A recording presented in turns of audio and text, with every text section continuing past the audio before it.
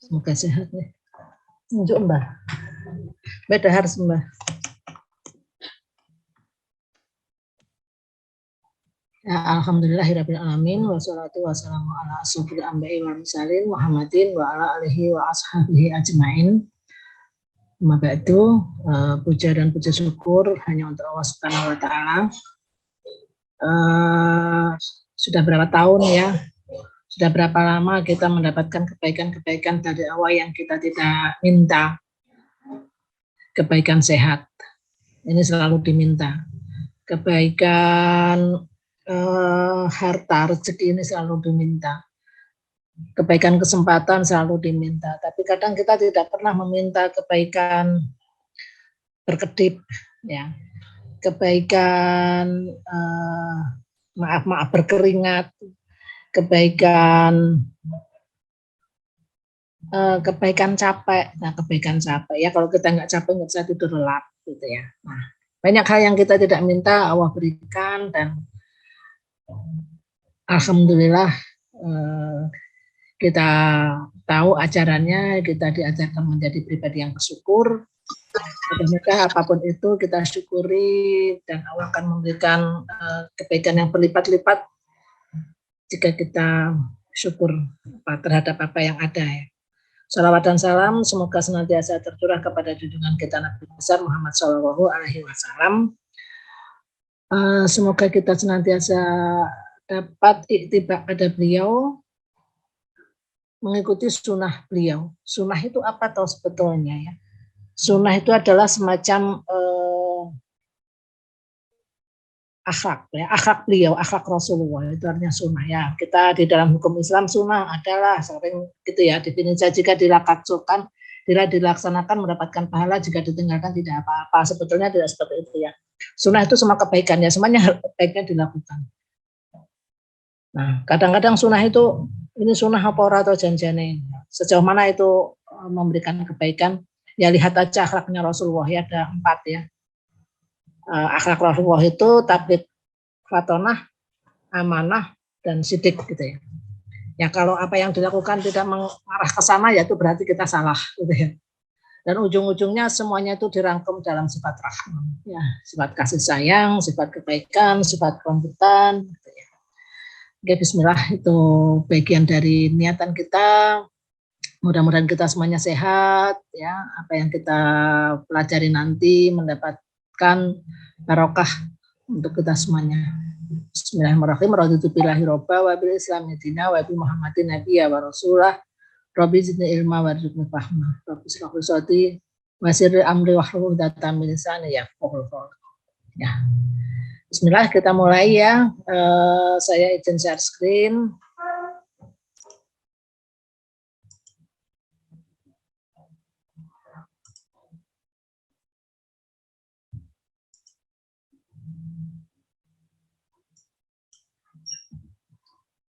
Ya, ini materi tahun kemarin ya. Saya pikir masih relevan. Ya, hari ini kita akan berbicara tentang proses perancangan bisnis real estate. Apakah suara saya terdengar jelas? Jelas, Bu. Ya, jadi kita masuk kepada proses perancangan bisnisnya. Ya, jadi real estate syariah itu suatu mata kuliah yang orientasinya bisnis. Jadi kita akan melakukan bagaimana sih cara berbisnis yang menguntungkan dan juga sesuai syariah. Kemarin ditanyakan bisnis real estate syariah itu dalam konteks apa syariahnya, bedanya apa dengan real estate biasa. Kemarin kita sudah sampaikan ada 2 hal utama, terutama ada desain kawasan dan bangunannya, artinya desain arsitekturnya, dan yang kedua pembiayaannya. Nah, sebelum saya ke sana, ini saya sampaikan dulu proses perancangannya. Nanti sambil berjalan kita akan bahas, misalkan bisnis pembiayaan syariah itu seperti apa tuh. Itu sambil berjalan supaya apa? Supaya tahapan-tahapannya itu nanti bisa terkumpul menjadi satu portofolio gitu ya, menjadi satu karya tentang bisnis estate syariah. Nah, sebelum ini saya akan memberikan sedikit review kepada beberapa yang sudah saya review tugas kemarin. meskipun di sana saya tuliskan oke, gitu ya, tapi ada satu hal yang perlu saya sampaikan, masukkan dulu. Sebentar ya, izin sebentar.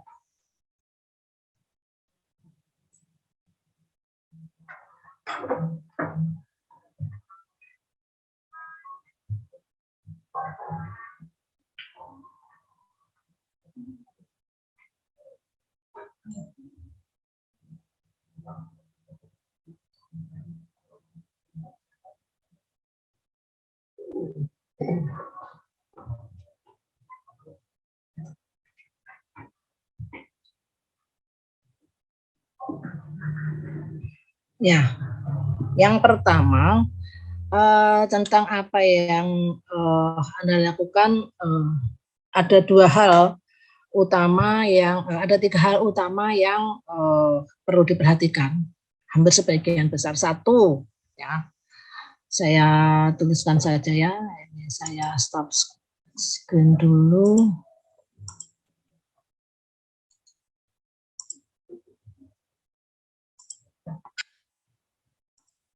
Ya, jadi review tugasnya. Bentar, ini saya munculkan. Ya, ini review mana ini kok enggak keluar?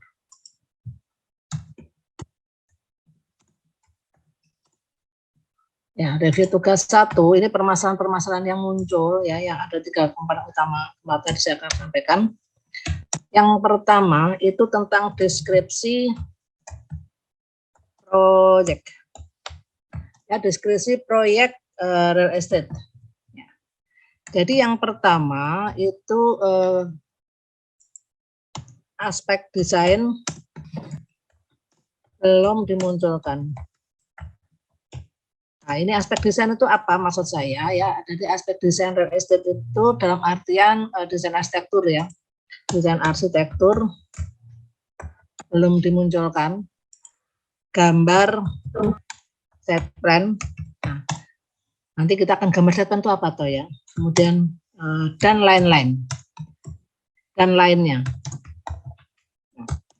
Artinya apa? Ini yang dimaksud dengan set plan real estate gitu ya. Jadi kita kalau melihat, kalau biasanya ya, kalau kita itu kemudian apa membuat satu desain misalkan ini ada satu site gitu ya. Ini ada ini ada site, ini ada jalannya. Maka kalau kita membuat set plan gitu ya. Nah, misalkan ini ada bangunan, ini ada jalannya begini gitu ya.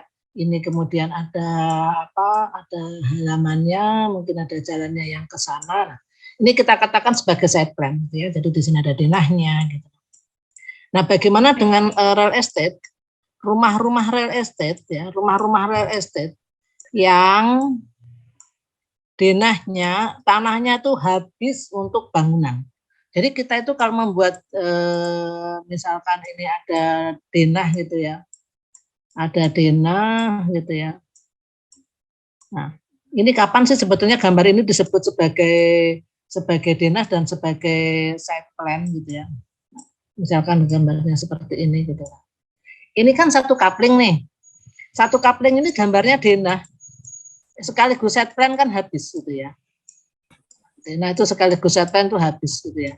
Sehingga kita seringkali menyebut gambar site plan di real estate itu adalah site plan rumah itu adalah denah itu sendiri gitu ya. Nah, kemudian yang disebut dengan site plan di real estate itu adalah block plan. Jadi kalau kita tanya, jadi ini adalah sebuah bahasa-bahasa marketing ya, bahasa-bahasa ekonomi gitu ya. Jadi bahasa itu kadang berbeda antara arsitektur dan yang lain. Seperti kita mengatakan mall ya. Oke, saya mau tanya salah satu, boleh menjawab. Mall adalah, saya butuh satu volunteer, 2 atau 3 orang nggak apa-apa. Mall adalah Ayo, tak tolong. Mall, kalau kita jalan-jalan ke mall gitu ya. Apa itu mall? Pertanyaan saya. Boleh dijawab. Minta tolong siapa? Pusat perbelanjaan. Pusat perbelanjaan. Ayo, 2 orang lagi. Pasar modern, Bu. Ya, pasar modern. Apalagi?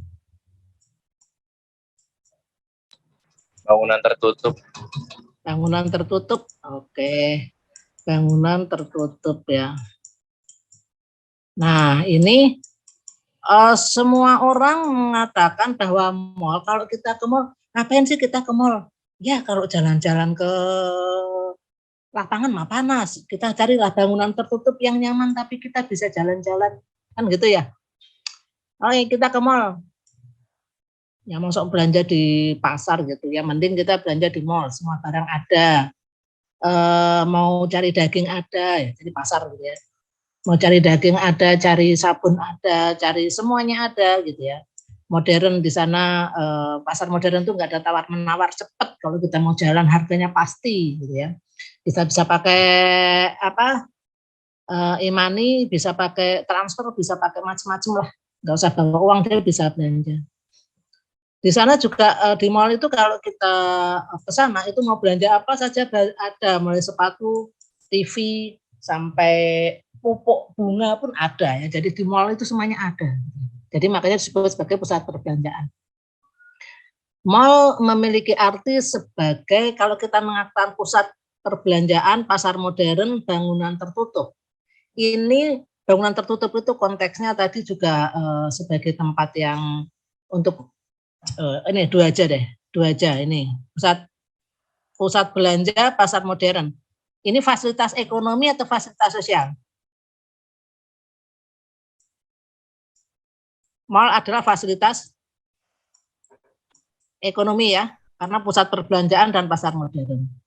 Kalau dikatakan bangunan tertutup itu adalah sebagai bentuk lawan dari bangunan terbuka, artinya kita bisa berjalan-jalan di tempat yang lebih nyaman, maka ini fasilitas sosial. Misalkan saya katakan seperti itu gitu ya.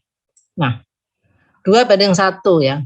Artinya cara pandang mall itu adalah cara pandang ekonomi, sehingga definisi mall ditanyakan kepada pengunjung mungkin ya akan 95% gitu ya. 95% atau bahkan 99% itu akan menjawab sebagai pusat perbelanjaan dan pasar modern. Yang ini jarang menjawab sebagai bangunan tertutup, jarang. Tapi 95% mungkin akan menyatakan sebagai pusat perbelanjaan dan pasar modern atau pasar modern. Memang ada yang salah gitu ya. Nah, sekarang kita cari mall itu arti asalnya apa? Mall itu artinya adalah sama dengan pedestrian. Ya. Kalau dalam urban design gitu ya, mall itu artinya pedos ya, sama dengan berjalan kaki gitu ya. Asal katanya dari pedos gitu ya. Nah, kemudian kalau dalam bahasa Perancis, kalau ini dalam bahasa apa ya, Yunani kalau nggak salah. Kalau pedestrian itu adalah pedos, perjalanan kaki yang linier gitu ya, linier gitu, itu artinya pedos gitu ya, jalan gitu, jalan kanan kiri jalan gitu.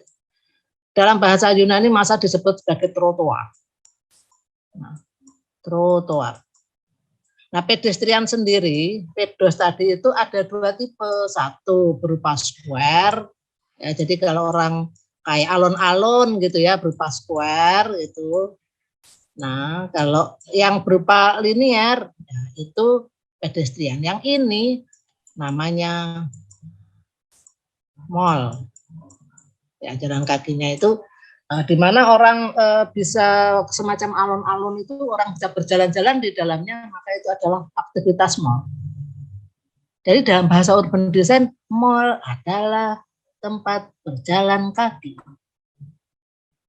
Kok bisa jadi pusat perbelanjaan? Ya inilah namanya bahasa ekonomi, beda dengan bahasa arsitektur. Ya nanti coba cari di definisi urban design gitu, atau tanya ke dosen morfologi perkotaan atau yang lain yang hubungannya dengan urban, apa toh sebetulnya divisi mall itu apa, full mall itu apa, semi mall itu apa gitu ya. Ini bahasa akademisnya.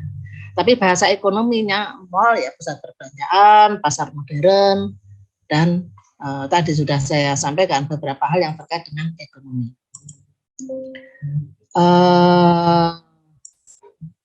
Nah, sekarang ini kembali lagi, jadi sama dengan side plan tadi. Jadi dari side plan itu kalau kita dalam bahasanya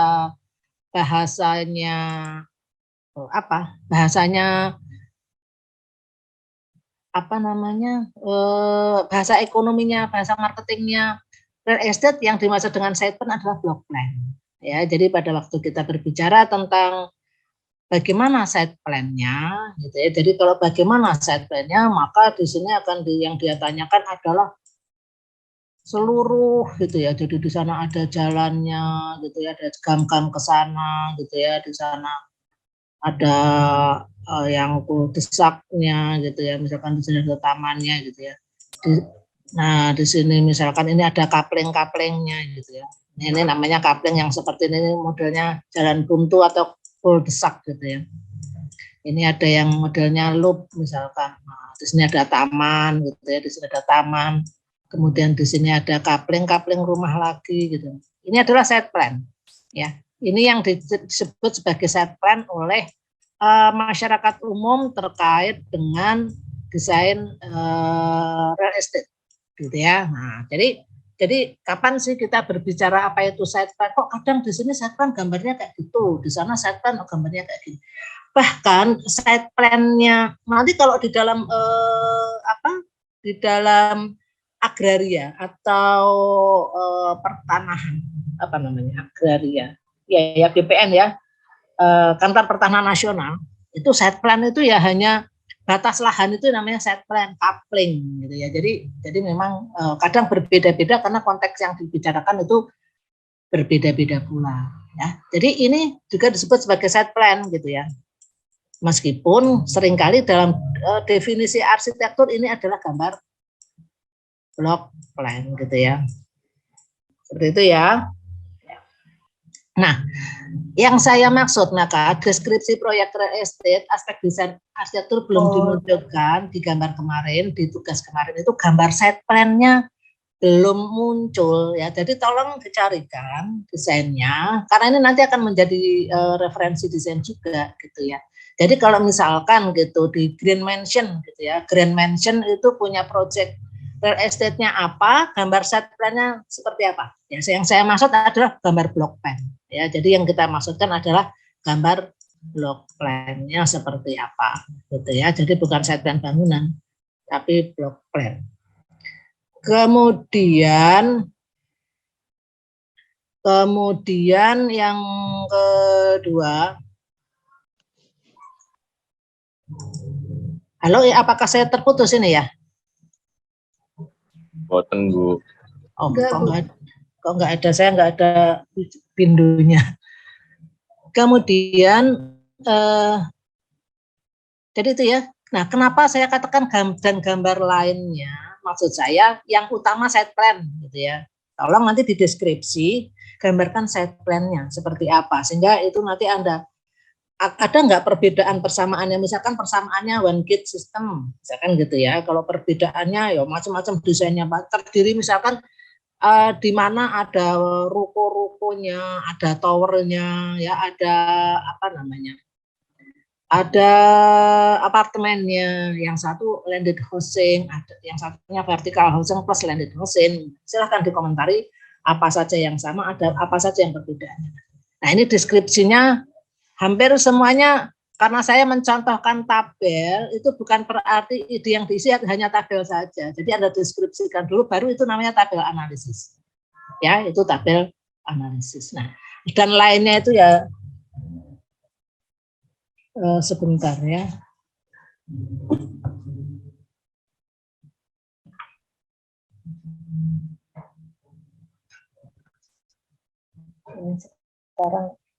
Sekarang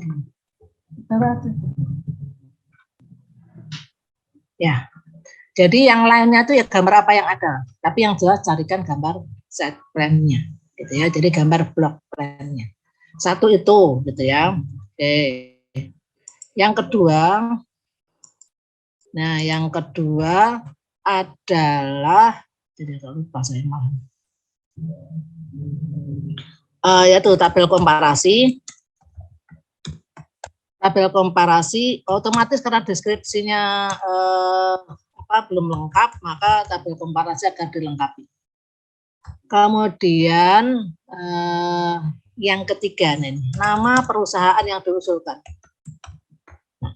Nama perusahaan yang diusulkan ya menggunakan 3 suku kata. Ya. Jadi mengapa menggunakan 3 suku kata? Ini kaitannya nanti kalau kita mau membuat akte perusahaan yang kaitannya terkait dengan KKN. Ya, KKN itu kualifikasi kerja nasional Indonesia. Bahwa ada ketentuan nama perusahaannya itu menggunakan 3 suku kata. Nah, detailnya seperti apa nanti bisa ditanyakan di mata kuliah yang lain. Biasanya Biro Arsitektur dia akan membahas tentang hal ini. Kalau Anda sudah ngambil nanti mengapa 3 suku kata? Kaitannya dengan di perizinan nantinya. Jadi kalau yang masih 2 suku kata, nanti tolong diperbaiki, ditambahkan menjadi 3 suku kata. Apakah suku kata itu harus sesuai kata-kata, misalkan begini, kita itu menyebutkan edutorium. Ada nggak sih kata yang namanya edutorium? Kan nggak ada, adanya kan sebetulnya edukasi dan auditorium gitu ya. Kemudian disingkat menjadi edutorium, jadi 1 suku kata, itu boleh. Atau misalkan Anda mengatakan namanya itu ya, nama Anda itu Investamatra ya, Investamatra. Investa itu 1 kata, matra itu 1 kata, boleh. Atau Investamatra itu dianggap sebagai 1 suku kata juga boleh. Jadi tidak ada ketentuan bahwa kata-katanya itu harus menggunakan EYD ya, harus menggunakan EYD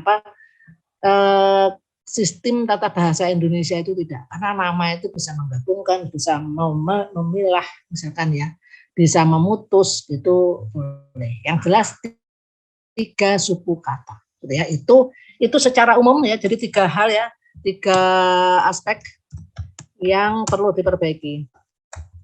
Itu tugas 1 itu ya. Paham? Ada yang ditanyakan?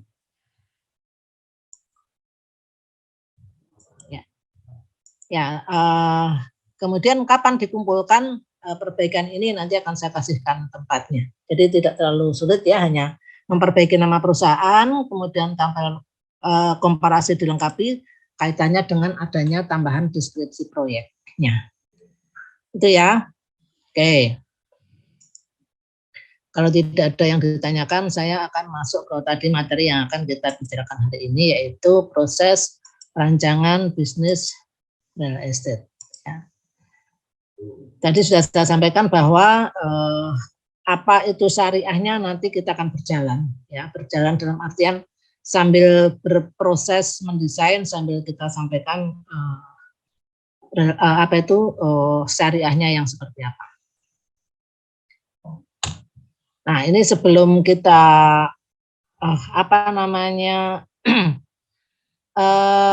sebelum proses real estate seperti apa, saya refresh lagi dulu saja ya, bahwa real estate adalah bisnis lahan secara arsitektural. Oh ya, yang saya maksud dengan gambar site plan ya, tadi itu kan sebetulnya gambar block plan. Kalau kita dalam kaidah arsitektur, itu tuh kan gambar block plan itu 2 dimensi, gambar site plan 2 dimensi. Tetapi dalam kaidah marketing ya, yang dipahami oleh masyarakat itu apa? Lebih mudah masyarakat melihatnya 3 dimensi. Maka gambar site plan yang seperti ini boleh lah. Yang jelas menunjukkan bagaimana tatanan rumah-rumah itu. Ya, jadi ini kan bisa menunjukkan loh, di sini ada lahan kosong sekian.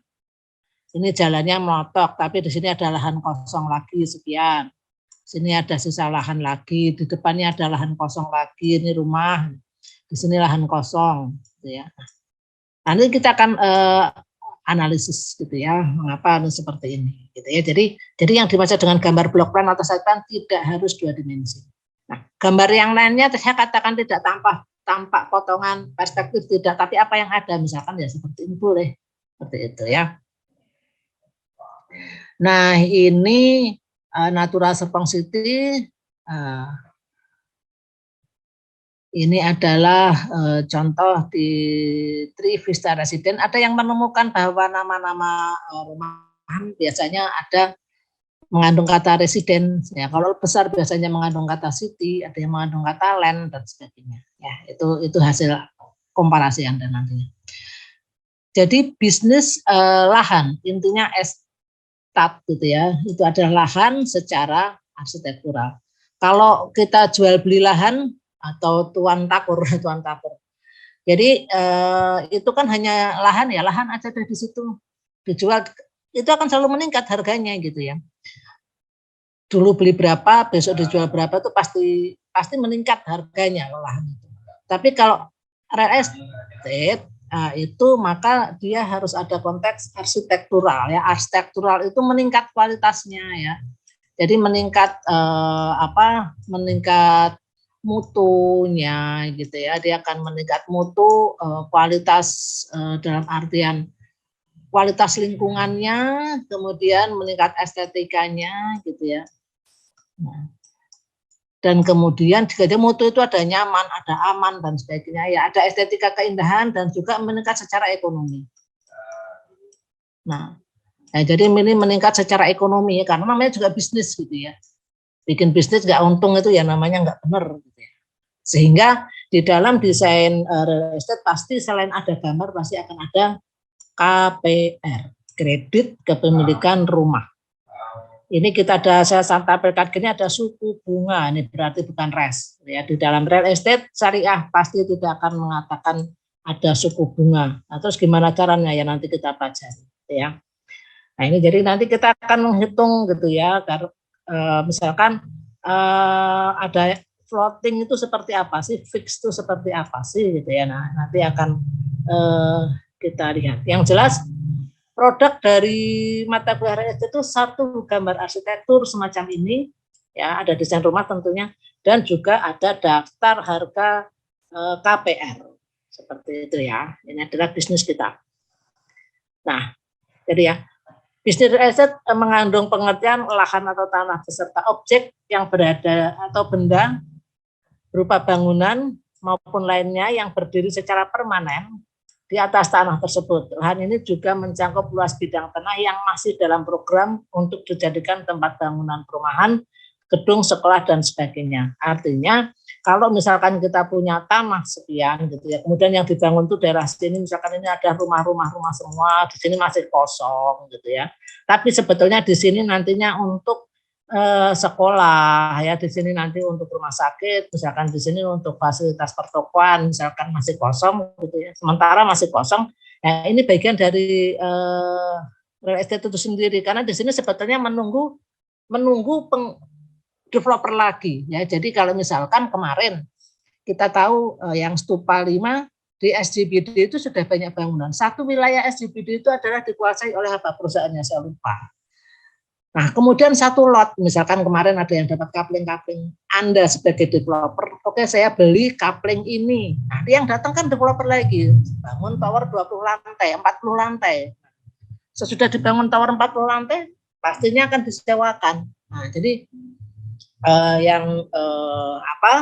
yang estate-nya itu dia jual, kemudian dibeli oleh pengembang rental office misalkan seperti itu dan disewakan. Ya. Nah, ini bedanya gitu ya. Sedangkan kalau industrial estate, real estate, maksud saya industri real estate ya adalah seluruh rangkaian proses pengadaan, penyediaan, pengelolaan dan pembangunan gedung di atas tanah. Dalam perkembangan pembangunan negara yang sangat intens, industri real estate menjadi penggerak yang sangat berpengaruh. Nah, ini penggerak ekonomi. Kalau kita bangun satu rumah saja, itu paling berapa orang ya? Satu rumah itu setidaknya ada 6, 7, 12 orang. Kalau dibangun selama 4 bulan, maka akan ada 4 Tadi kalau anggap aja 5 ya. 5 orang mendapatkan gaji. Kalau ini rumahnya 100 berarti ada 4 harus orang mendapatkan gaji selama 4 bulan. Kalau kemudian dibangun secara bertahap, maka bertahap misalkan 10 gitu, maka akan ada 40 keluarga yang terhidupi oleh industri real estate ini gitu ya. Ini baru tukangnya, belum lagi yang cari pasir, belum lagi yang bikin batu bata, belum lagi yang bikin genteng, belum lagi yang bikin taman dan semuanya. Jadi ini adalah penggerak. Ini yang namanya kita berusaha di sektor real itu dampak terhadap dampak terhadap ininya sangat besar gitu ya.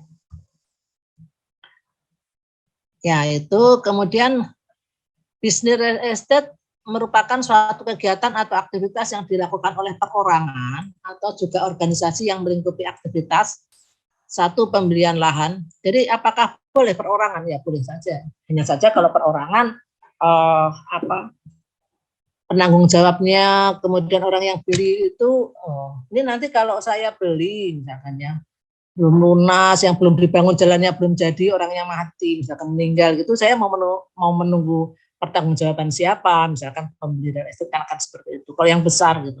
Tapi kalau Anda sekarang mau memulai beli 3 kapling, Anda pecah menjadi 5 kapling misalkan, dibangun, ya boleh-boleh saja.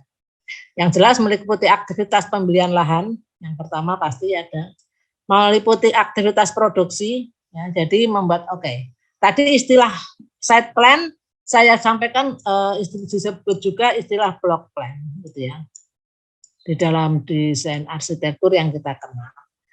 Tapi istilah site plan itu secara ekonomi padanan lainnya lebih dikenalnya dengan istilah master plan juga. Ya, jadi ini master plan-nya gimana, gitu ya. Ini site plan-nya gimana, itu sama. Istilah yang sama di dalam bisnis real estate.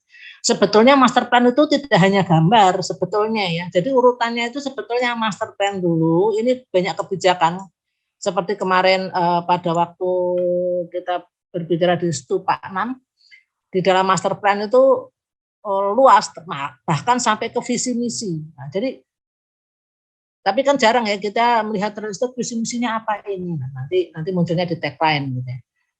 Sesudah master plan mestinya hasilnya adalah block plan. Ya. Kemudian site plan gitu ya. Mestinya seperti itu gitu ya. Jadi master plan itu tidak gambar ya, ini non gambar.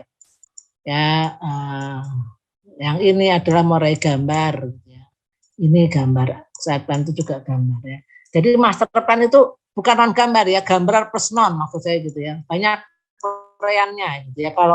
Kalau di block plan dan site plan itu pure gambar, tapi kalau di master plan itu banyak konsep-konsepnya, gitu ya. Kemudian ada penjualan, ya. Nah, jadi ada tiga langkah utama, yaitu pembelian tanah, kemudian proses produksi rumah, atau mulai dari master plan tadi, ini 2, ini 3, ya. Jadi ada 3 tahapan utama, ya, pembelian lahan, produksi rumah dan sarana prasarananya atau fasum-fasusnya, kemudian dan penjualan, ya, atau juga pertukaran barang dan jasanya. Ini produknya adalah KPR dan tujuannya untuk mendapatkan keuntungan atau laba, gitu ya. Nah, ini namanya bisnis real estate. Nah, proses perancangannya bagaimana? Nah, ini kita sudah mau sedikit masuk real estate syariah. Yang pertama, niat pembangunan real estate syariah. Ini konsep awalnya. Niatnya apa? Kalau niat kita itu semata-mata mencari keuntungan dalam artian tidak memikirkan jangka panjang penghuninya, itu niatnya kurang baik. Padahal niat itu, kita membuat niat baik itu sudah Allah catat. Dan sebetulnya kalau kita punya niat baik itu akan mewarnai seluruh kegiatan bisnis yang ada. Jadi niat pembangunan real estate itu sangat penting. Niat tidak terukur, tidak terlihat, tapi ini adalah masalah keimanan. Ya, jadi itu. Yang kedua, memilih lokasi sesuai target pasar. Ya, jadi memilih lokasi sesuai target pasar. Jadi dicek backlog-nya atau permasalahan lainnya. Kemarin kan ada ya permasalahan perumahan itu backlog, kekurangan jumlah rumah sekian, baik menurut perhitungan PUPR maupun menurut perhitungan BPS. Nah, ini ada dicek, oh kabupaten ini ternyata rumahnya sedikit banget ya, padahal kebutuhannya sekian. Atau Anda dilihat di sebuah kawasan industri, wah ini industri sebanyak ini nggak ada perumahan ya gitu ya. Nah ini kan potensi pasar gitu, pasti banyak orang yang akan membeli di situ. Nah ini adalah potensi pasarnya, target pasarnya. Atau mungkin ada relokasi ya, ada relokasi dari daerah terkena bencana, misalkan Merapi itu radius 10 km harus bebas, tidak ada orang. Berarti akan ada sekian penduduk di lereng Merapi yang perlu rumah nih. Nah, Anda punya target pasar gitu ya. Macam-macam ya. Jadi permasalahan ada yang di slum, permukaan kumuh ya, ada di permukiman ilegal ya, korban bencana, ekspatriat. Ekspatriat itu para pekerja yang tinggal di sini dari luar negeri, dia kalau di hotel terus kan mahal gitu. Nah, dia bikin aja perumahan ekspatriat. Jadi standarnya, kriterianya kriteria mereka yang ada di sana. Mereka sukanya apa sih? Nah, kita bikinkan. Nah, jadi satu niat, kedua memilih lokasi gitu ya. Atau kalau sudah punya lokasi ya disesuaikan. Ini saya punya tanah nih. Ini nanti pangsa pasar saya targetnya siapa ya? Itu boleh. Jadi boleh boleh bolak-balik ya, mana dulu punya tanah dulu boleh, lihat pangsa pasar baru cari juga boleh. Kemudian menetapkan konsep dasar. Ya, ini konsep dasar, orang mengatakan konsep dasar itu adalah filosofi gitu ya. Nah, filosofi. Ya, jadi kalau kita mengatakan konsep dasar itu adalah filosofi. Kemudian ada konsep-konsep filosofinya apa, misalkan gitu ya. Misalkan filosofinya hayatan toyibah misalkan gitu. Nah, konsep strukturnya seperti apa, konsep tata masanya seperti apa, konsep tampilannya seperti apa. Jadi konsep dasar itu filosofinya tadi misalkan hayatan toyibah misalkan. Kemudian ditindaklanjuti konsep-konsep yang lain ya. Kalau kemarin di arsitektur kita membreakdownnya menjadi 7 konsep ya, mulai konsep site sampai konsep utilitas. Yang keempat, kita akan melihat tinjauan kebijakan tata ruang dan perumahan. Ya, jadi kebijakannya tata ruang dan perumahan. Tata ruang kemarin sudah saya sampaikan, tata ruang di sini pasti tata ruang wilayah atau dan kota. Gitu ya. Jadi bukan tata ruang denah, itu tidak. Kemudian kita akan melakukan analisis non fisik. Nah ini perhitungan nih, daya tampung lahan, kapasitas atau daya tampung lahannya berapa sih? Kalau saya punya tanah sekian hektar ini nanti orangnya berapa yang bisa masuk ke perumahan saya? Kalau yang bisa saya tampung misalkan 2.000 orang membutuhkan TK berapa? Kan kemarin sudah sudah mengidentifikasi, membuat resume SNI. Oh TK, ternyata satu TK itu minimal kalau ada penduduk jumlahnya 1.000, minimal ada 1 TK. Berarti kalau saya ini penduduknya nantinya 2.000, berarti harus mendirikan 2 TK dong. Nah itu kita akan, kemudian kita akan mengadakan perhitungan investasi. Ya, jadi perhitungan investasi itu modal saya berapa gitu ya. Kalau saya mau beli tanah 10 hektar, mau bangun rumah 500 unit, oh saya butuh uang sekian miliar. Gitu. Apakah semuanya itu harus berupa uang semua di depan? Dan saya bangunnya itu misalkan beli tanah dulu, terus saya bangun 10 rumah, dijual 10 rumah dapat uang untuk bangun lagi, jual dapat uang lagi untuk bangun lagi, itu apa bisa? Nah itu nanti tergantung skenario atau konsep pembangunannya seperti apa, itu boleh. Ya. Kemudian kita akan menghitung harga jual rumahnya ya, pastinya kalau investasinya misalkan 10 miliar gitu, maka harga rumah saya itu baiknya berapa ini supaya tadi bisnis itu harus mendapatkan keuntungan gitu ya. Jadi keuntungan itu berupa, kalau kita berbicara bisnis itu keuntungannya itu selalu profit ya, keuntungan apa ya namanya profit itu ya, keuntungan kekayaan gitu ya. Tapi kalau dalam Islam itu tidak hanya profit ya, tapi benefit ya, jadi keberkahan gitu ya, ada kemanfaatan, ada kebaikan ya. Jadi jangan sampai menyebabkan mudorot gitu ya. Uangnya banyak tapi menyebabkan mudorot itu kan bagus gitu ya. Nah, sesudah kita melakukan analisis logistik, kita akan melakukan asesmen lokasi secara makro. Ini boleh habis 4, 6 dulu, baru 5 boleh, gitu ya. Potensinya seperti apa, aksesibilitas, atlas penunjangnya seperti apa, lanskap kawasannya seperti apa. Jadi secara makro, nah ini sebetulnya di lokasi ini makro, di sini makronya di sini. Ini makro ya. Ini makro, kemudian di sininya nanti mikro gitu ya. Oke. Kemudian ada sintesa atau konsep desain Anda seperti apa? Ya. Ya ini mulai ini konsep nanti syariahnya seperti apa gitu ya, nanti akan muncul. Kemudian kita akan membuat desain makro berupa master plan. Ya, di sini ada zonasi atau clustering, ada pola jalan, rencana coupling atau site plan ya istilahnya kita sebut sebagai master plan di sini, dan kemudian desain mikro bangunan rumah, fasilitas umum seperti apa, dan ada perhitungan KPR. Nah, di sini karena kita berbicara tentang KPR, maka di sini awal kita akan bahas dulu pada waktu kita menghitung investasi, kita juga akan sedikit berbicara tentang keuangan syariah. Di KPR nanti kita akan perdalam lagi dan ada pemasaran. Maka produknya nanti ada brosur juga, ya. Jadi ada gambar, ada brosur gitu ya. Oke. Oke, proses perancangan. Nah, ini saya tambahkan sedikit sebagai contoh niat membangun real estate syariah, konsep awal. Nah, ini kita coba lihat berdagang ala Rasulullah itu seperti apa.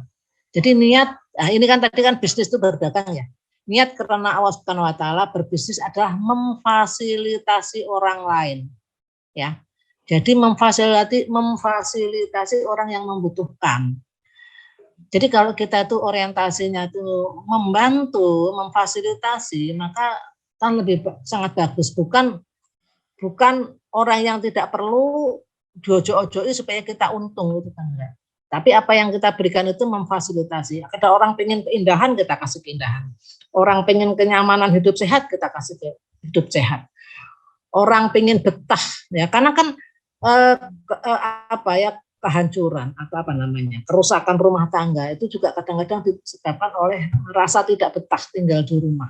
Nah ini kalau kemudian kita fasilitasi rumah itu yang nyaman, aman, membuat betah semua orang tinggal di rumah, maka hubungan silaturahmi antar anggota keluarga menjadi bagus dan insya Allah menjadi barokah rumah tangganya. Kemudian kredibel ya, harus bersikap, harus jujur, kita berorientasi pada kualitas, saling menguntungkan ya, saling menguntungkan kedua belah pihak, dan jangan sampai desain kita itu melalaikan.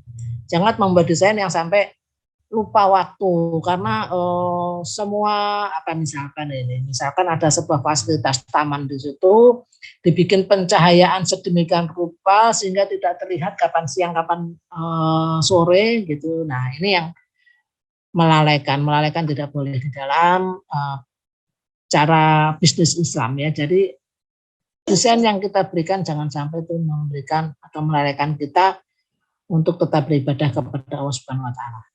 Itu niatnya. Dan yang kedua tadi memilih lokasi sesuai target pasar atau sebaliknya. Artinya atau sebaliknya itu Anda punya lokasi dulu, nanti pasar kita sesuaikan. Jadi membeli atau memiliki lahan dulu baru kemudian menetapkan target pasar, atau menetapkan target pasar dulu baru mencari lahan. Kita akan mencoba kasus yang akan kita gunakan dalam belajar nanti adalah perumahan Kampung Juragan, gitu ya, Kampung Juragan. Jadi ini namanya perumahan real estate-nya namanya Kampung Juragan. Hunian ideal untuk berhijrah. Ini tagline-nya, berarti ini pasti Islami. Kalau kita lihat logonya, nah ini kan dari kata Allah dikasih atap gitu ya. Jadi nanti Anda juga membuat logo ya. Kemarin belum ada logonya ya karena nama perusahaannya belum muncul. Tapi untuk nama perusahaan saya tidak meminta logo, yang nanti dibikin logo adalah logo real estate-nya. Ini adalah beberapa file, beberapa video ya. Kalau nggak salah ini video lokasi awal dan video bagaimana si owner itu ingin menjadikan perumahannya seperti perumahan tradisional di Korea. Jadi suasananya kampung, jalannya pakai batu, jadi tidak diaspal gitu ya, jadi batu makadam. Semua orang harus berproduksi. Ya, berproduksi itu menghasilkan sebuah produk yang bisa dijual belikan, yang bisa digunakan untuk memfasilitasi kebutuhan orang lain. Ini yang pemiliknya adalah pemilik yukbisnis.com, Jaya Setiadi, seorang mualaf gitu ya. Saya berkesempatan mengikuti mengikuti proses huntingnya, proses proposalnya. Tapi kalah gitu ya. Tapi kalahnya itu karena kita terlalu jauh, biaya produksinya terlalu mahal gitu ya. Karena harus stay di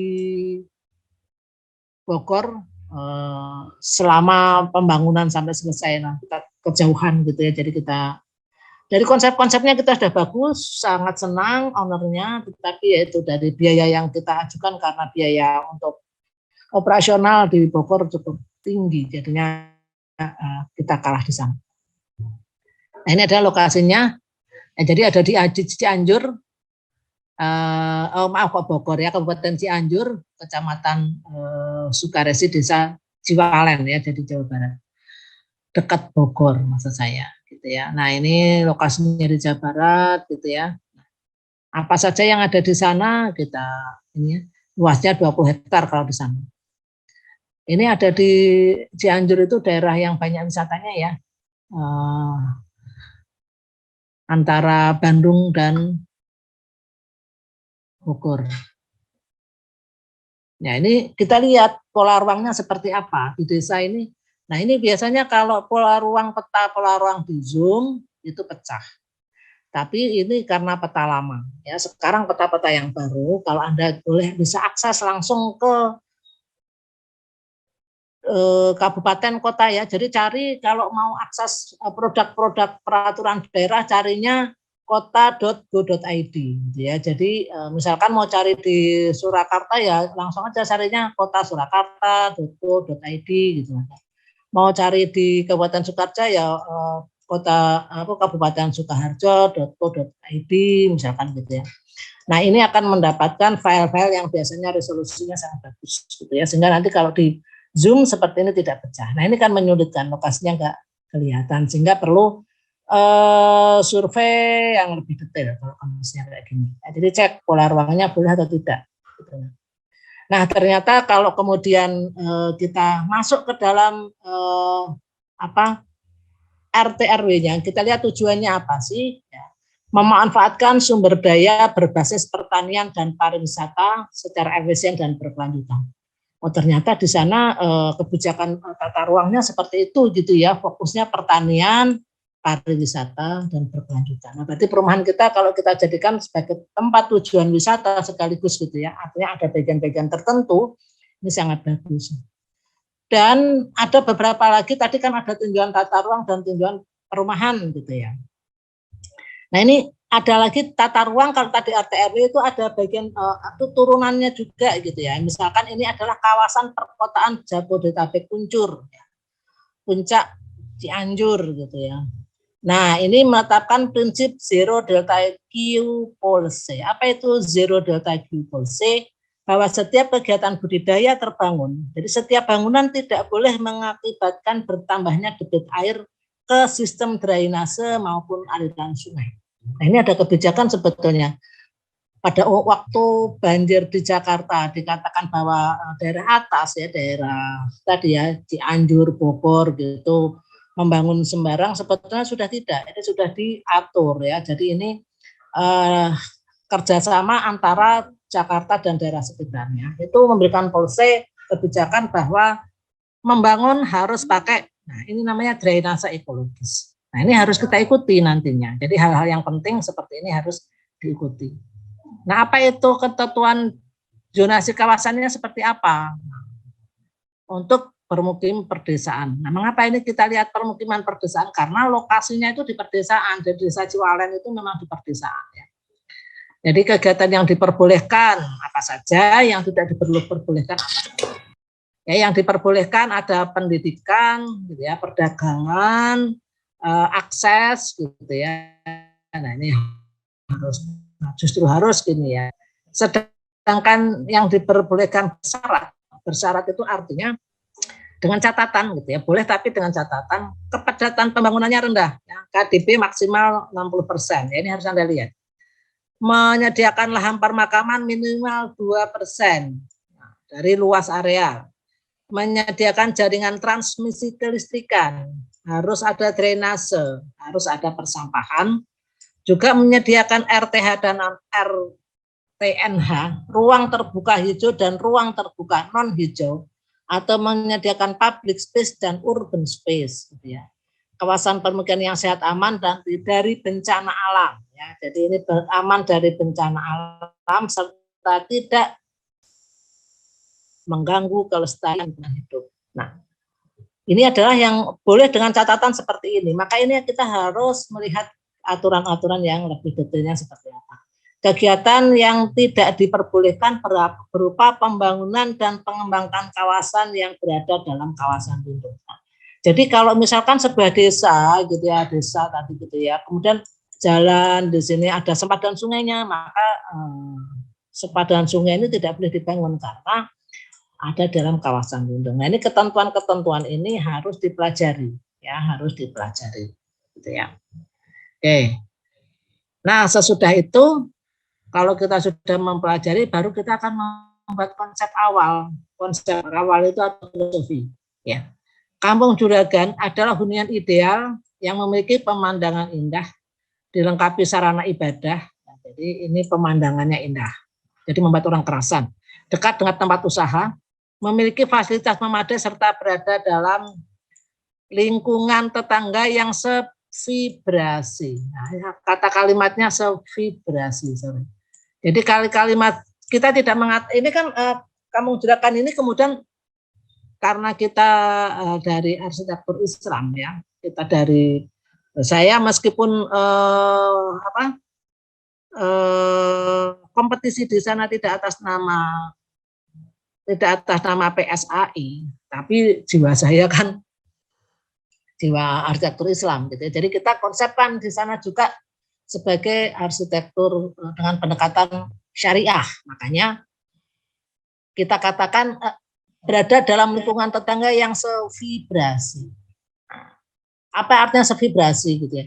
Bahwa di dalam pemukiman syariah itu tidak harus penghuninya itu semuanya orang Islam, itu tidak harus gitu ya. Justru orang-orang yang non-muslim kalau tinggal di kawasan real estate syariah, harapannya mereka menjadi akhlaknya menjadi akhlak seorang muslim gitu ya, jadi baik ya, syukur-syukur kemudian bisa menjadi muslim gitu. Intinya sevibrasi itu mempunyai tujuan yang sama gitu ya. Kampung Juragan adalah kampung yang produktif. Nah, ini permintaan dari owner ini bagi para pebisnis bermoral. Nah, ini kalimatnya dia seorang mu'alaf yang sangat sangat paham tentang bagaimana bisnis-bisnis yang dilakukan oleh mungkin teman-temannya gitu, awal teman-teman dahulu gitu ya.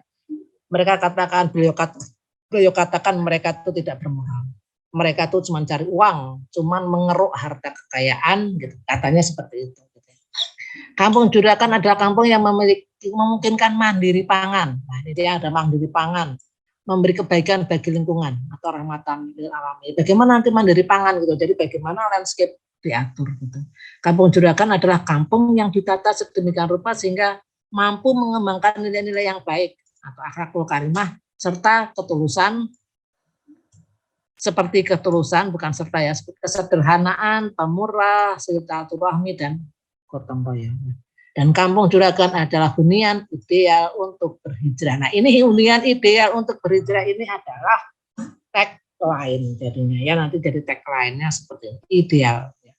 Nah, ini adalah ownernya Yuk Bisnis ya. Jadi punya banyak dia, ada UB Pro properti, UB Store pergudangan, Guyup ini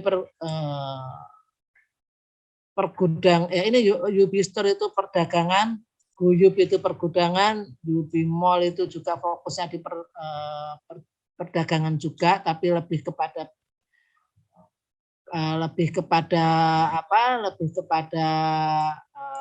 tadi ya perdagangan yang sifatnya lebih rekreatif gitu ya. Ada macam-macam bisnisnya ya. Ini salah satunya. Ini jadi yang dimaksud dengan perusahaan tadi ada satu perusahaan bisnis gitu ya. Tapi kemudian ininya apa namanya? Usaha properti ini adalah salah satu bagian dari perusahaan besar itu. Nah, ini namanya kok yuk bisnis itu ya. Kadang-kadang ada nama-nama yang tertera di dalam akte itu berbeda dengan nama yang dipublish gitu ya. Jadi dipublish. Karena nama-nama yang dipublish itu apa namanya? Nama-nama yang dipublish itu nama-nama yang udah dikenal orang dan memiliki nilai marketable yang bagus. Misalkan kita, ini adalah logo UMS yang asli. Ya, ini logo UMS yang kalau kita berurusan perizinan ke Dikti harus pakainya ini. Tapi ini adalah logo arsitektur UMS yang menurut kita itu lebih eye-catching ya, lebih estetis gitu, yang lebih mewakili diri kita. Nah, jadi gitu. Jadi nama tadi ya nama perusahaannya saya kurang tahu lupa namanya, tapi kemudian di dalam dunia bisnis dia pakai nama yukbisnis.com gitu ya. Gitu dan kemudian singkatannya menjadi UB.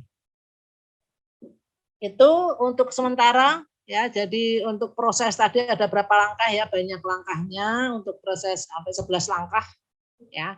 Nah, hari ini kita akan melihat sampai nomor 2 saja dulu untuk tugasnya. Sorry.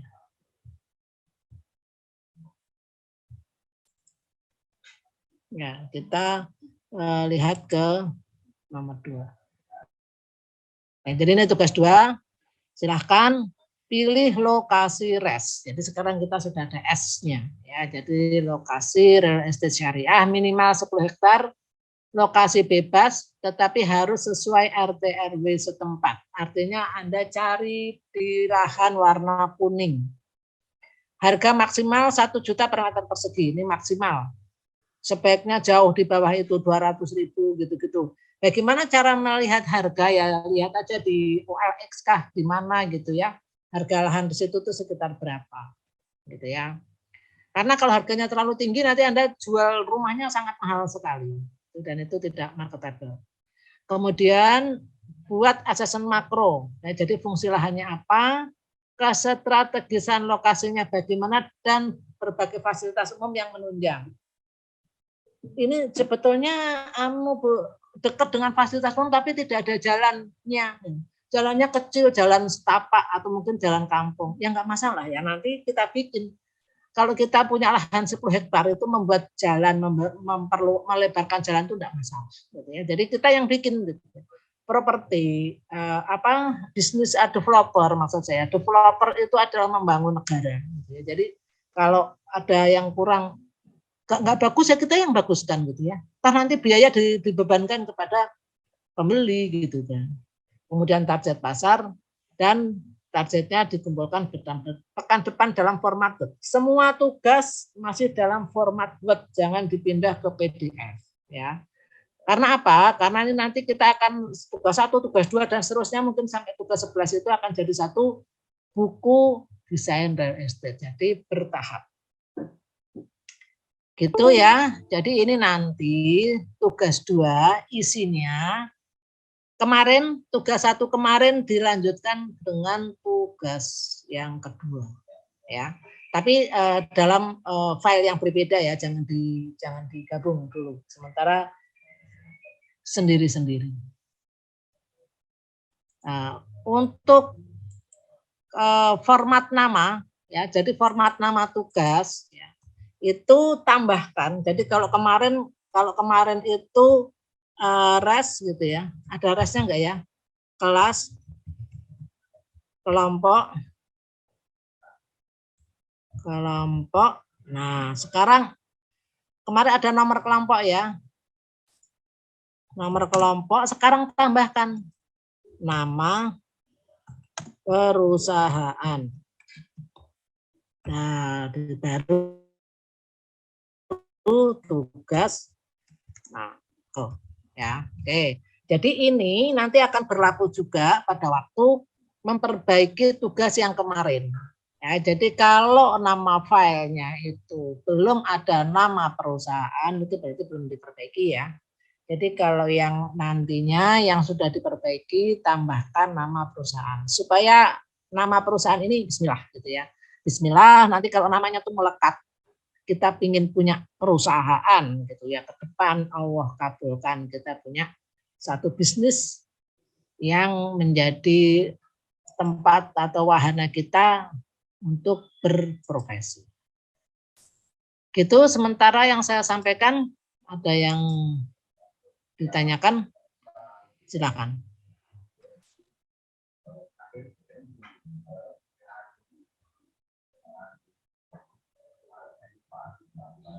Ya, ada yang ditanyakan? Ya, siapa ini? Izin bertanya. Reza kah? Iya, ya. Izin bertanya, untuk pengumpulan revisinya itu apakah di submission yang kemarin atau gimana? Nanti saya tambahkan aja submissionnya tempatnya. Jadi nanti akan ada 2. Ya, supaya kalau nanti ditambahkan yang kemarin, nanti jadinya late semua gitu. Ya. Itu Reza. Baik, Bu. Makasih. Ya. Jadi lokasi boleh di mana-mana ya, tidak harus di sekitar Solo. Yang merasa sudah punya lahan. Nah, ada kan dulu pernah ada mahasiswa, kebetulan dia itu anaknya bupati. Dia sudah punya lahan. Jadi pada waktu tugas res itu betul-betul dia lahan dia. Satu itu. Yang kedua, dia memang awalnya pengen jadi developer dan dia mahasiswa asli Solo sih. Artinya kakeknya dari Solo, tapi ibunya Timur atau gimana gitu. Sehingga dia dari Timur, dia memang sudah punya lahannya luas gitu ya. Bisnisnya itu berbarengan dengan Sanana Gusmau dan lawan bisnisnya itu Raul Lemosnya, suami dari siapa? Siapa sih Diva itu? Krisdayanti, Bu. Nah, iya betul, Krisdayanti ya. Jadi dia waktu itu kebetulan pas rame-ramenya Raul Lemos dan Krisdayanti. Jadi dia malah, wah Bu, itu rumahnya itu depan rumah saya itu kacau gitu gini-gini ya. Dia malah jadi merumpi. Jadi boleh Anda waktu itu dia juga pakai lokasinya lokasi yang ada di Timor Leste sana. Silahkan boleh lokasinya di mana-mana boleh. Yang jelas minimal 10 hektar. Bismillah gitu ya, kita akan punya lahan seluas 10 hektar yang akan kita gunakan untuk bisnis real estate. Gitu ya. Oke, ada lagi pertanyaan?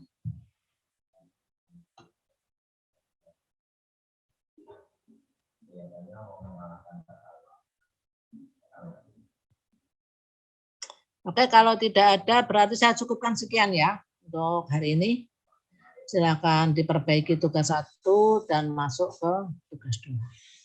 Ya, mohon maaf kalau ada banyak yang kurang berkenan. Mudah-mudahan nanti bermanfaat. Kita tutup dengan doa kafaratul majlis. Alhamdulillahirrahmanirrahim. Subhanaka wahumma wa bihamdika asyhadu alla ilaha illa anta astaghfiruka wa atubu ilaik. Assalamualaikum warahmatullahi wabarakatuh. Waalaikumsalam warahmatullahi wabarakatuh. Waalaikumsalam warahmatullahi wabarakatuh. Terima kasih, Bu. Terima kasih, Bu. Terima kasih, Bu. Izin di